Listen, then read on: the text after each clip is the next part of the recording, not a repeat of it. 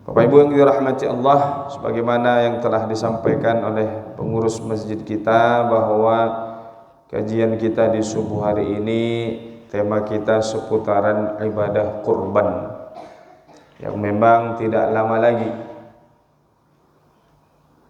berapa hari lagi ini, kurang dari sebulan ya.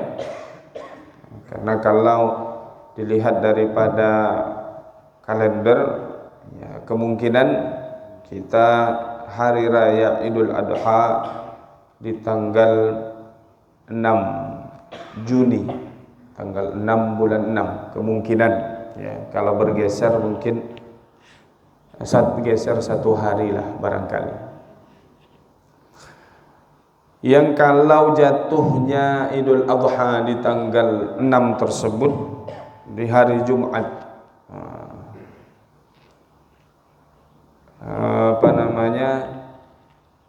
tentu bertambahlah keberkahannya, karena bahasa kita di hari Jumat jatuh pula di tanggal 10 Zulhijjah. Tapi wallahu a'lam ya, nanti bagaimana, apakah kita serentak dengan Arab Saudi atau mungkin ada perbedaan. Karena ada juga informasi wukuf jamaah haji di Arafah kemungkinan di hari Jumat. Berarti kalau hari Jumat mereka wukuf di hari Jumat, berarti hari lebarannya hari Sabtu ya.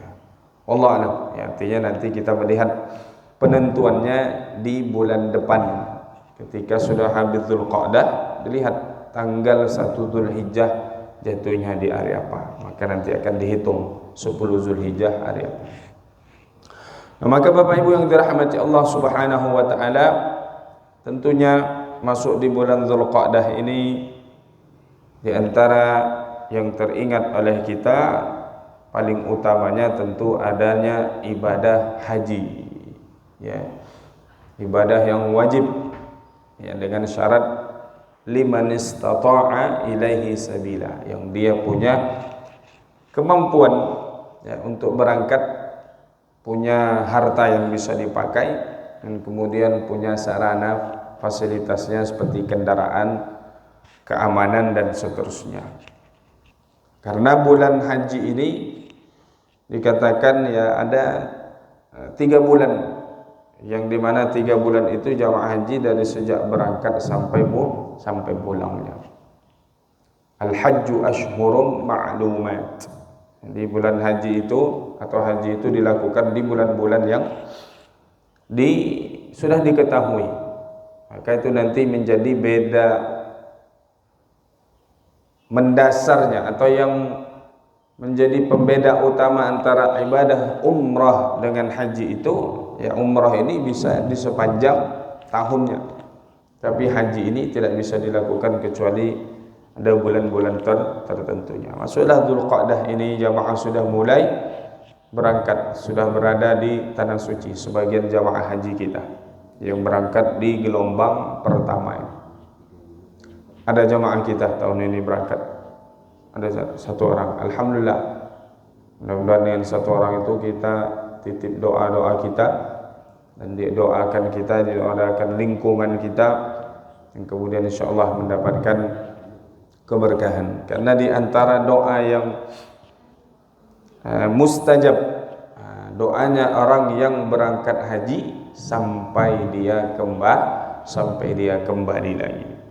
Maka kesempatan bagi kita untuk menitipkan doa, insyaallah ya, jamaah kita mudah-mudahan berangkat dengan selamat, pulang dengan selamat, mendapatkan haji yang mabrur ya, haji yang makbul, yang diterima oleh Allah Subhanahu wa taala. Maka selain ibadah haji ya, ada pula ibadah kurban nanti yang kita laksanakan di bulan Zulhijjahnya, dari sejak tanggal 10 ya, di hari raya Idul Adha, bolehnya atau rentan waktu penyembelihannya sampai nanti tanggal 13 Zulhijjahnya, yang insyaallah nanti akan kita bahas. Maka Bapak Ibu yang dirahmati Allah Subhanahu wa taala, Ya, tentu sudah lazim umum kita mendengar bagaimana di antara waktu-waktu yang mulia ini yang baik untuk kita beribadah adalah dari sejak tanggal 1 Zulhijjah sampai tanggal 10 Zulhijjah, atau di 10 pertama di bulan Zulhijjah itu dikatakan waktu yang baik pula untuk kita beribadah. Yang kata Nabi sallallahu alaihi wasallam, tidak ada amalan atau tidak ada hari-hari yang lebih dicintai oleh Allah pada hari-hari itu kita beramal saleh, berbuat kebaikan melebihi daripada hari-hari yang 10, yakni 10 pertama di bulan Zulhijjah. Jadi ada 10 pertama di bulan Zulhijjah, ada 10 terakhir di bulan suci Ramadan. Nah, maka Bapak Ibu yang dirahmati Allah Subhanahu wa taala, begitu masuk di bulan Zulhijjah, di antara amalannya kita berpuasa dari sejak 1 Zulhijjah itu, berpuasa sampai tanggal 9 Zulhijjah. Nah, itu di antara amalan yang baik untuk kita kerjakan. Kemudian ibadah yang lain, ya, infak, sedekah, kemudian baca Quran, zikir, bagi yang punya kemampuan melaksanakan ibadah haji, ya. Karena al-hajju Arafah, kata Nabi, haji itu wukuf di padang Arafah. Ini pula yang membedakan ibadah haji dengan umrah. Umrah tidak ada wukufnya, ya, tapi haji adalah wukuf di padang Arafah. Kemudian berkurban, ya, banyak berzikir, salat sunnah dan seterusnya. Maka yang kita bahas insyaallah kurban, ya. Secara bahasa kata kurban dalam ilmu fikih dikenal dengan istilah udhiyah, ya. Apa definisi daripada udhiyah ini secara bahasa, ya? Udhiyah artinya menyembelih atau hewan yang disembelih, ya. Baik itu kambing, sapi, unta dan seterusnya, hewan-hewan yang memenuhi syaratnya. Adapun secara istilah udhiyah, ya, bisa dimaknai adalah hewan yang disembelih dengan tujuan taqarrub, ma yudzakka taqarruban ila Allah Ta'ala fi ayyamin nahr bi syara'ita makhsusah. Jadi udhiyah adalah hewan yang disembelih sebagai tujuan taqarrub, maka dikatakan qurbanun qarraba yuqarribu, atau taqarraba yataqarrabu taqarruban qurban. Yani kita bertaqarrub, mendekatkan diri kepada Allah Subhanahu wa taala dengan merelakan sebahagian harta kita, ya, untuk membeli hewan kurban. Ibadah haji ibadah badaniyah wa maliyah. Ibadah haji ini ibadah dengan fisik kita, berangkat, bertawaf, berjalan, bersa'i nantinya, kemudian wukuf di padang Arafah dan seterusnya. Kemudian ibadah kurban ini ibadah maliyah. Ibadah kurban ibadah dengan menyisihkan harta kita atau beribadah dengan harta kita. Yang juga kalau dilihat-lihat, ya, ada juga badan kita. Kenapa? Karena menyembelih hewan, mengulitinya, kemudian membagi-bagikannya. Maka Bapak Ibu yang dirahmati Allah Subhanahu wa taala, dalilnya jelas, ya. Dalam surah Al-Kautsar, inna a'tainakal kautsar, sungguh kami telah memberikan kepadamu, kepada kalian ini nikmat yang besar, nikmat yang banyak, rezeki, harta. Maka apa yang diminta daripada nikmat itu? Fasholli li rabbika wanhar, salatlah. Ini maknanya adalah melaksanakan salat hari raya Idul Adha. Maka dalam mazhab Syafi'i, salat hari raya Idul Adha ini sunnah, tapi dalam mazhab lain mengatakan wajib. tapi wajibnya ini bukan wajib pada fardu bahasa kita, tapi wajibnya di bawahnya fardu, di atasnya sunnah dalam mazhab yang lain. Wanhar, kemudian ya berkurbanlah atau menyembelih hewanlah, ya. Nahar bisa dimaknai mengalirkan darah, ya, artinya menyembelih hewan. Ini dalil dari Al-Quran, ya. Kemudian dari hadis Nabi sallallahu alaihi wasallam akan syariat daripada kurban ini. Dari Anas bin Malik radhiyallahu anhu, dhahhan Nabi sallallahu alaihi wasallam bikabshaini amlahaini aqranaini. Jadi Anas bin Malik menyaksikan, yang kemudian menyampaikan, mengatakan Rasulullah menyembelih 2 ekor kambing kibas yang bertanduk, ya. Zabahahuma biyadaihi. Rasulullah menyembelih 2 ekor kambing kibas itu dengan tangannya sendiri. Artinya Rasulullah yang langsung menyembelih. Wasamma wa kabbar. Dan ketika menyembelih itu Rasulullah bertasbih, artinya menyebut Allah, bismillah. Wa kabbar, kemudian bertakbir, Allahu akbar. Maka nanti ini termasuk di antara yang disunnahkan, ya, ketika menyembelih hewan adalah dengan membaca bismillah, bismillahi Allahu akbar, ya, atau yang diharuskan, ya, yang kita baca ketika menyembelih hewan. Serta meletakkan wa wadha'a rijlahu ala sifahihima, meletakkan kaki beliau di atas pangkal lehernya. Maknanya untuk menahan leher kambing ini agar tidak bergerak ketika disembelih ini. Maka itu riwayat hadis dari Imam Muslim, yang mananya dalil tentang syariat kurban ini benar dilakukan oleh Nabi sallallahu alaihi wasallam. Hadis yang lain, Nabi bersabda, 3 hal yang aku wajibkan pada diriku menjadi sunnah bagi kalian, ya, sunnah muakkadah, ya. Witir, kemudian menyembelih hewan atau berkurban, ya. Wa salatud duha, kemudian salat duha, menunjukkan keutamaan 3 ibadah ini. Ya, salat duha Rasulullah selalu mengerjakannya. Lalu kemudian riwayat lain, man kana lahu sa'ah, ini semacam ancaman dari Nabi.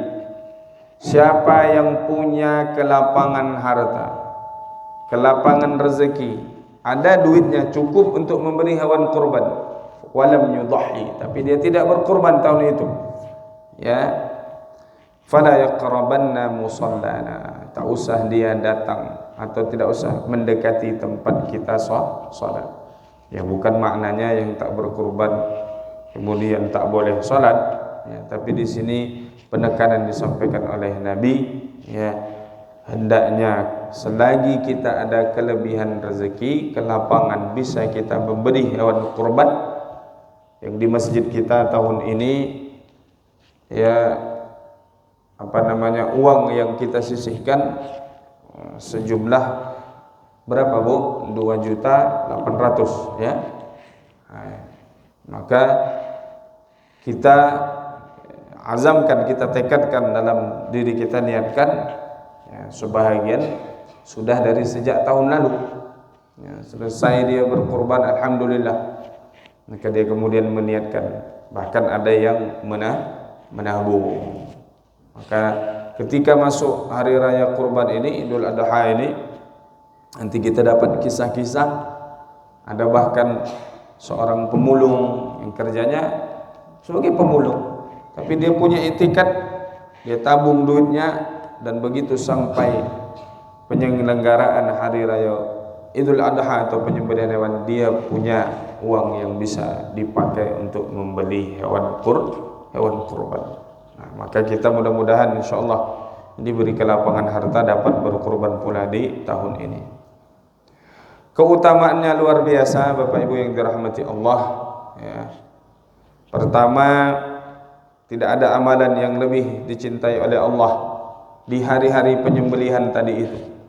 Tanggal 10 sudah mulai boleh disembelih setelah orang melaksanakan sholat hari raya. Batas terakhirnya nanti di tanggal 13 Zulhijjah, sebelum masuknya waktu maghrib atau sebelum terbenamnya matahari. Tapi kita biasa umumnya yang melaksanakannya di hari raya Idul Adha setelah sholat. Maka nanti dikatakan sholat hari raya Idul Adha ini dianjurkan lebih awal dilaksanakan. Begitu sudah boleh kita melaksanakan sholat duha di awal waktu, sudah terbit matahari, sudah meninggi seukuran tombak seperti yang biasa kita melaksanakan sholat sunnah isyraq ini, nah itu segera sholat hari raya Idul Adha. Kenapa? Karena setelahnya ada kegiatan, yakni menyembelih hewan kurban. Itu nanti yang membedakan dengan sholat hari raya Idul Fitri. Artinya sama-sama dianjurkan, disegerakan dilaksanakan, ya, tapi sholat hari raya Idul Adha ini kalau bisa lebih agak diawalkan lagi atau disegerakan lagi. Maka tidak ada amalan di hari-hari penyembelihan itu lebih dicintai oleh Allah Subhanahu wa taala melebihi daripada menyembelih hewan kurban.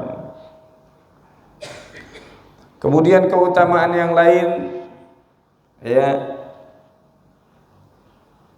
hewan kurban yang disembelih itu darahnya belum lagi sampai ke tanah, kan cepat tuh, begitu disembelih keluar darah, ya, menetes sampai menyentuh tanah. Belum lagi darah hewan itu menyentuh tanah, pahalanya sudah sampai di sisi Allah Subhanahu wa taala.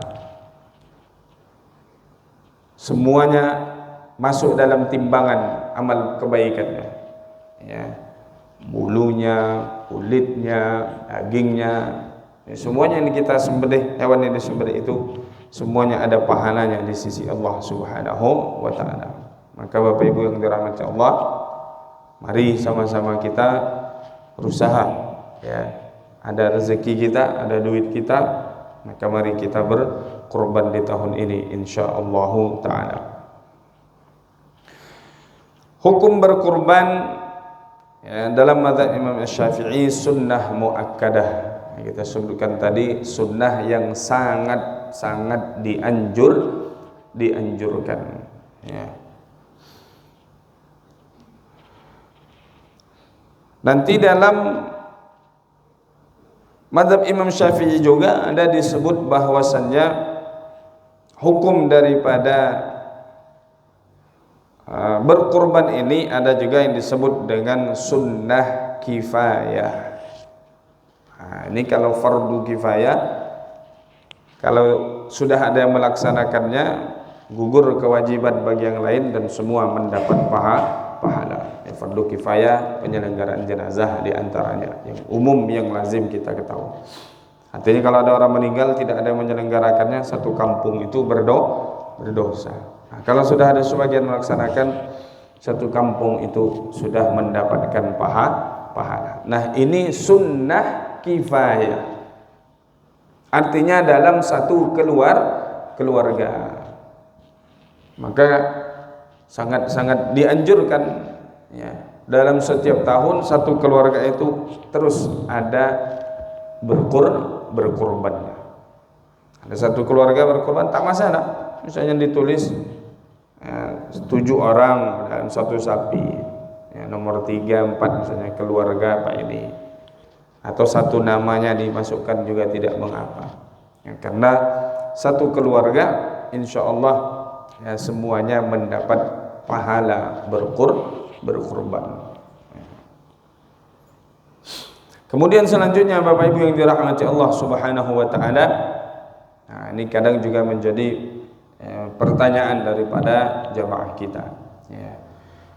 Niat berkurban ketika menyembelih, ya, apakah ketika disembelih hewan kurban kita itu kita harus memasang niat, ya. Maka tentu jawabannya tidak harus. Karena pada hakikatnya ketika kita mendaftar menyerahkan uang itu sudah lebih dari sekedar niat.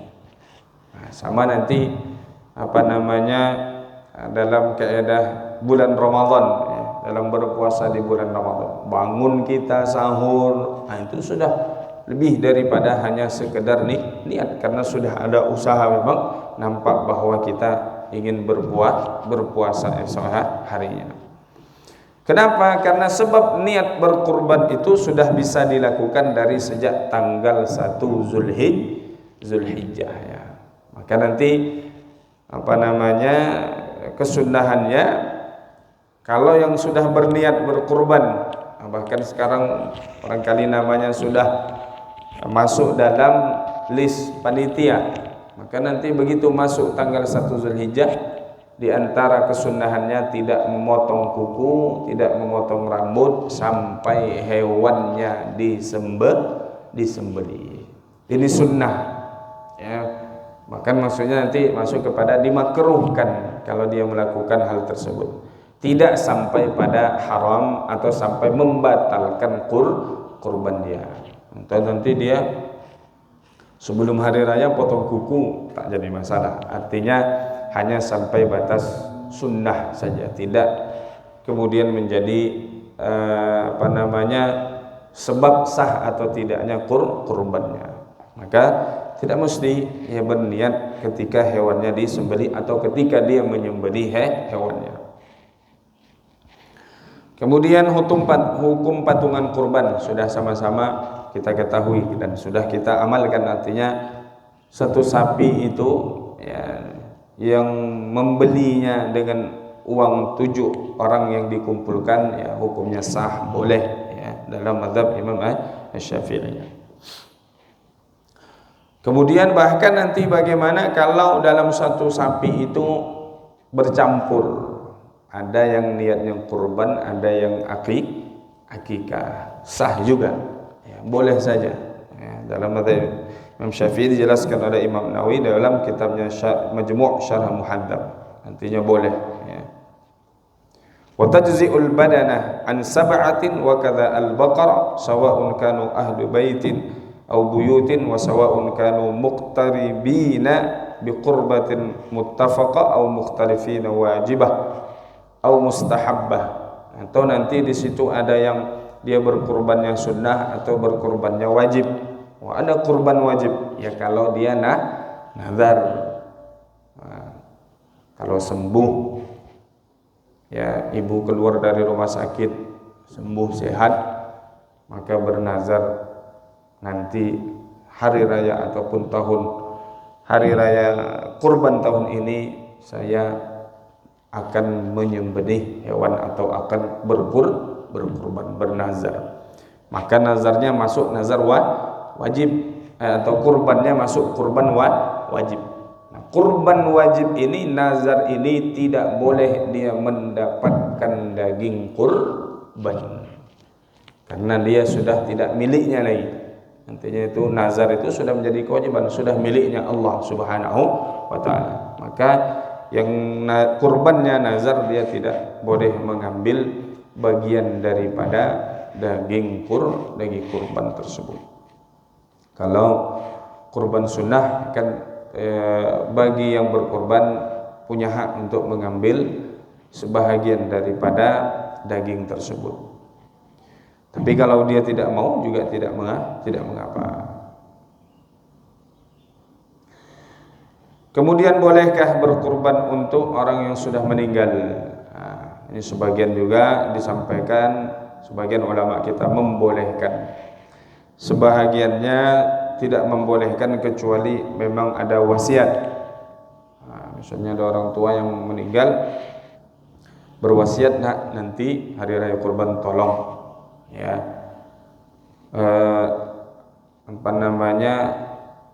ada harta yang ditinggalkan, kemudian dibelikan sapi ataupun kambing untuk berkurban.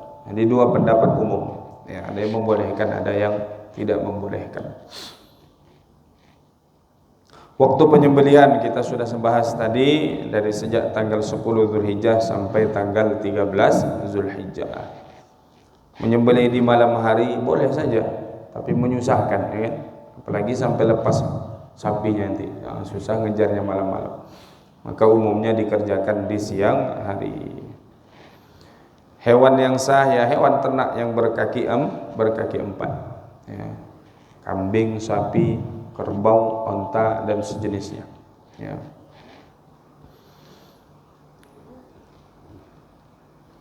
Nah, apakah sah kurban dengan hewan yang cacat? Nah, dalam mazhab Syafi'i tidak sah kalau cacatnya itu istilahnya nampak jelas daripada cacatnya, atau cacatnya itu pada bagian-bagian yang bisa dimanfaatkan, ya. Maka disebutlah hewan yang misalnya buta, ada sakit parah, nampak lemah dia, pincang, ya, kemudian kurus sekali, maka dalam mazhab Syafi'i hewan itu tidak sah untuk dijadikan hewan kurban. Dan ini lazim kita biasanya mencari hewan yang sehat, yang besar, yang dagingnya banyak, ya.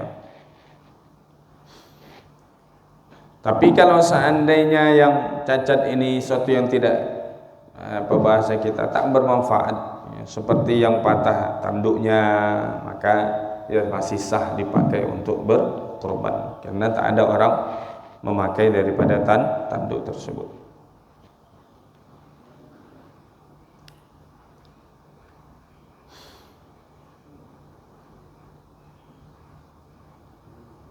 Atau kemudian giginya yang patah, ya, atau alat kelaminnya yang putus, ya, atau lidahnya yang terpotong, ya, maka tetap sah untuk dijadikan sebagai hewan kurban.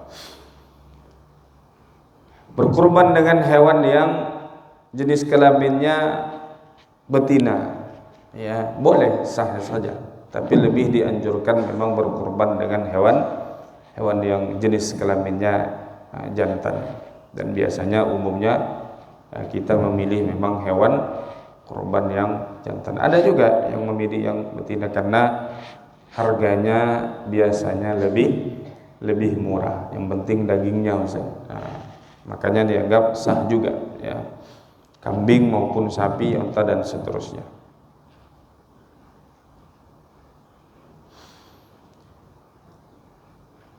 Kemudian nanti terjadi pada perbincangannya, mana sebenarnya yang utama, Ustaz, ya, kambingkah satu atau sapi, ya. Tapi kemudian di situ ada tujuh orang. Maka nanti terjadi diskusi di antara di kalangan para ulama kita, yang kemudian sebagian mengatakan lebih afdal kambing satu, ada yang mengatakan lebih afdal sapi, karena melihat daripada dagingnya, ya. Dengan harga 2.800.000 dibelikan satu ekor kambing, biasanya kambingnya yang kecil, ya, atau dagingnya lebih sedikit dibandingkan dengan 2.800.000 dikumpulkan untuk membeli seekor sapi. Tapi kalau dia beli kambing yang harga 5 juta, 7 juta, atau bahkan ada kambing juga yang harganya belasan, ya. Pernah saya melihat kambing jumbo yang besar. Kalau seperti itu lebih baik, ya. Tapi biasanya kita kan pengennya harganya yang relatif atau harganya yang murah lah, ya. Maka dengan uang yang sama dikumpulkan membeli sapi, dengan dipakai membeli kambing, biasanya umumnya daging yang dipakai untuk membeli sapi ini lebih banyak. Kemudian dapat diambil lebih manfaatnya, membagikan, dapat banyak yang bisa merasakan daging tersebut, ya. Tapi kalau nanti dia sendiri, misalnya sendiri dia ingin, bahasa kita, dia berkurban dengan satu ekor sapi daripada satu ekor kambing, ya tentu lebih utama dengan satu ekor sapi karena lebih besar, lebih banyak daging kalau sendiri ya.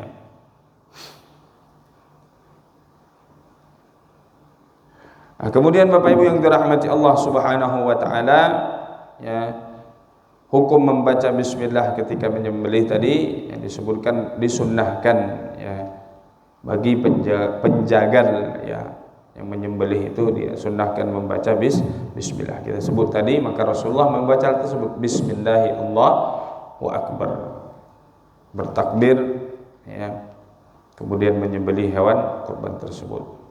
Kemudian bahkan ada juga yang menyunnahkan membaca salawat. Ya, Allahumma salli ala sayyidina Muhammad ketika menyembelih.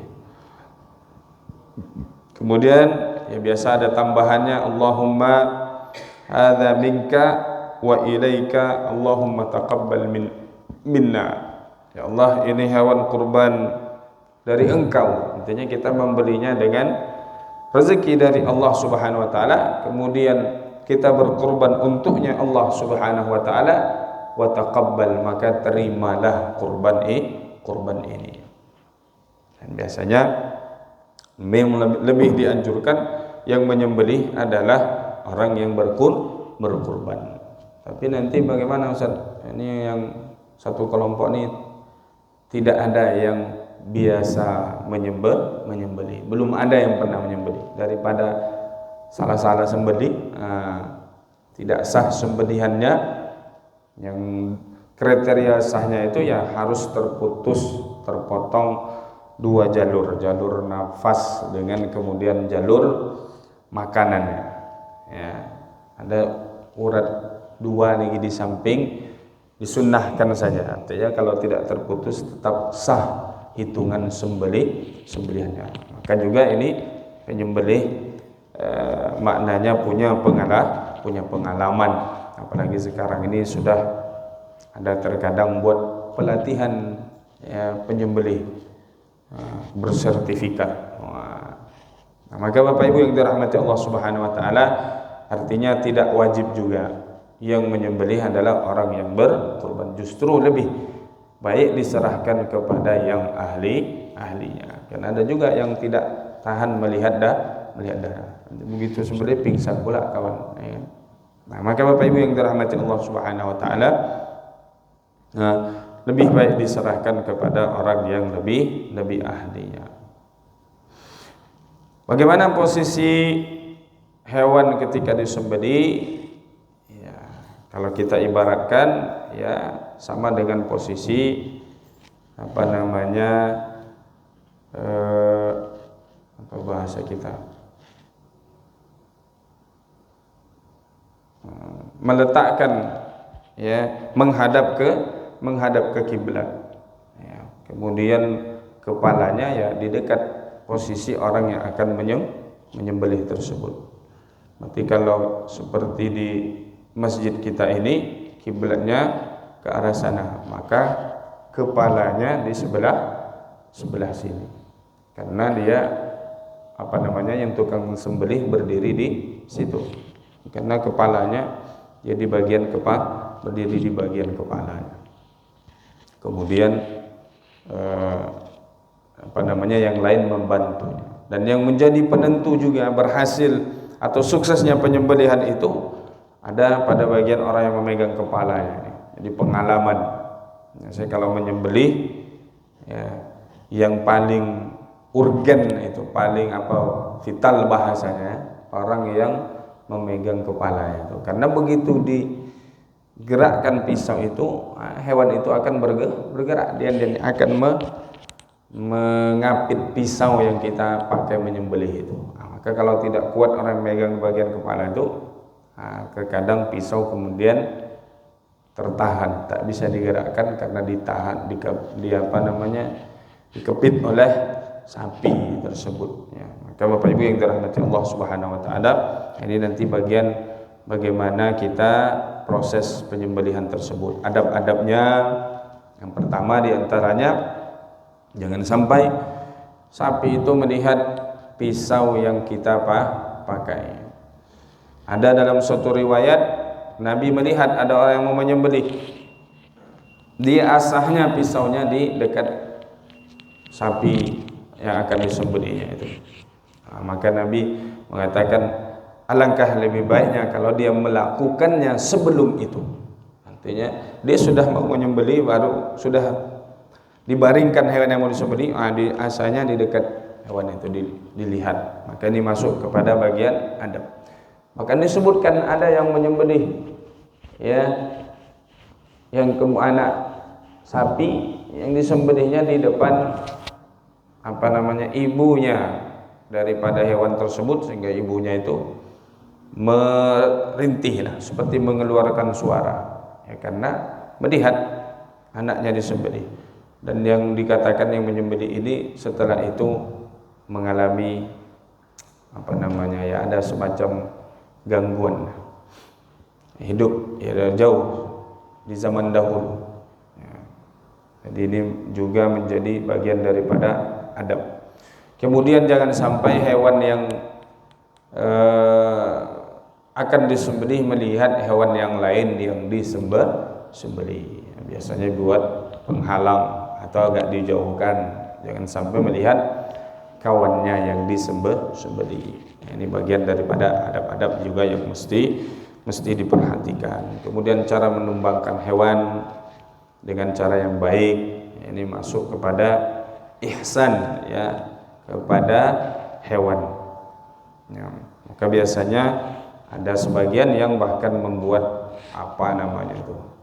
kerangkengnya, masukkan, tinggal diikat-ikat, tumbangkan ya. Tapi ada juga yang pakai cara yang manual ya. Yang penting itu maknanya ya, kita berusaha sebisa mungkin bagaimana hewan itu tidak merasakan sakit, tidak seolah-olah teraniaya ya kan. Nah, maka itulah kalau orang-orang yang profesional, artinya orang yang sudah biasa ya, maka bisa mengerjakan dengan baik. Nah, kita ini kan umumnya banyak yang tidak biasa. Maka insya Allah mudah-mudahan dengan setiap tahun akhirnya kita semua menjadi ataupun orang yang ikut ya menyelenggarakan ini ya, karena memang sebaiknya orang yang berkurban itu yang ikut turut membantu. Nah, ini karena memang seharusnya ya, orang yang berkurban itu mengerjakannya sendiri, kemudian membagi-bagikannya. Nah, tapi kita pakai panitia, yang panitia ini dianggap sebagai yadul amanah, perwakilan kita yang kita titipkan amanah kita. Nah, maka nanti istilahnya kalau terjadi satu dan lain hal dan bukan termasuk bagian daripada kelalaian, artinya sudah berusaha semaksimal mungkin panitia kita ini ya tidak bisa kita menyalahkannya ya.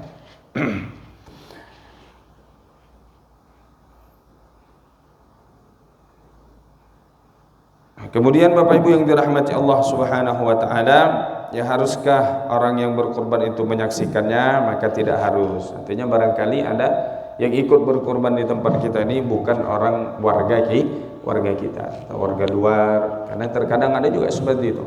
Ada warga kita yang di Malaysia, dia di kampungnya ikut berkurban juga. Ada kelapangan rezeki dia di Malaysia dia berkurban, di kampungnya dia juga ikut berkurban. Maka tidak harus orang yang berkurban ini menyaksikan. Kemudian selanjutnya menjadi perhatian juga, tidak ada apa-apapun dari bagian dari hewan kurban ini yang boleh dijual, termasuklah kulitnya. Maka tidak boleh dijual, apalagi misalnya dijadikan sebagai alat bayar, sama saja ya. Berikan alat bayar untuk tukang jegal, jadi dia mengerjakannya dengan upahnya dengan diberikan kulit sapi, maka tidak boleh.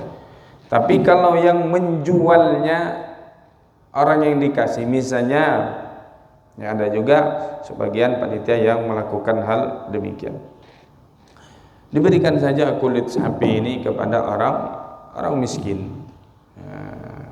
Maka orang yang tidak mampu diberi kulit sapi ini, nanti dia yang menjualnya, maka boleh, karena itu sudah jadi milik dia. Kan daging sapi atau bagian dari sapi itu kan diberikan ya sebagai hadiah, baik itu kepada orang yang miskin atau bahkan kepada orang yang kaya, boleh. Artinya daging kurban itu sebagai hadiah ya, maka tidak harus ya nanti tidak mesti dibagikan hanya kepada orang yang miskin. Bahkan nanti sebagian membolehkan memberikan daging kurban ini kepada non muslim. Misalnya memang dia termasuk ya tidak mampu di tempat kita, di daerah kita, atau bahkan mampu juga tapi bagian daripada syiar. Wah, ini apa ini dan lain sebagainya. Selagi misalnya yang utama ya umat Islam sudah semuanya mendapat bagian. Masih ada misalnya masih bisalah bahasanya ini juga kita memberi kepada yang non muslim. Nah, ini barangkali Bapak Ibu yang dirahmati Allah Subhanahu wa taala ya. Mudah-mudahan ya kita semua bersemangat ya untuk turut menjadi peserta kurban di tahun ini untuk mendapatkan pahala dan keutamaan ya sebagai taqarrub, mendekatkan diri kita kepada Allah Subhanahu wa taala. Yang tentu kurban ini, udhiyah ini secara umumnya sudah dimulai oleh dari sejak anaknya Nabi Adam alaihi salam. Kisahnya Qabil dan Habil ya. Idh qarraba qurbanan fatuqabbala min ahadihima wa lam yutaqabbal min al-akhar. Satu kurbannya diterima, satunya tidak ya, karena tidak dengan niat yang baik ya. Yang bahkan dikatakan kibas atau kambing yang dibawa oleh malaikat untuk menggantikan Nabi Ismail alaihi salam, dikatakan itulah dulu yang dikorbankan oleh anak Nabi Adam alaihi salam ya. Qabil ya yang diterima kurbannya. Nah, dari sejak itulah ataupun kemudian ya, syariat tersebut yang kemudian ya, diberikan juga kepada umat Nabi Muhammad sallallahu alaihi wasallam, yang kemudian juga dianjurkan setiap tahunnya yang mendekatkan diri kepada Allah dengan menyembelih hewan yang kemudian membagikan dagingnya. Nanti ini menjadi beda hewan kurban dengan daging kurban dengan akikah. Akikah akan lebih dianjurkan dibagikan dagingnya sudah dimasak. Maka biasa akikah mengundang orang sudah untuk tinggal makan dagingnya. Apalagi kalau daging kurban lebih dianjurkan dibagikan dalam keadaan belum dimasak. Maka disebutlah ayyamut tasyrik ya, hari-hari tasyrik. Di antara makna tasyrik itu adalah daging yang dikeringkan, karena kalau zaman dulu tidak ada kulkas, jadi daging itu dijemur ya untuk dikeringkan dan kemudian lebih tahan ya, bisa dimakan ataupun lebih tahan untuk beberapa hari, bisa dimakan, dikonsumsi.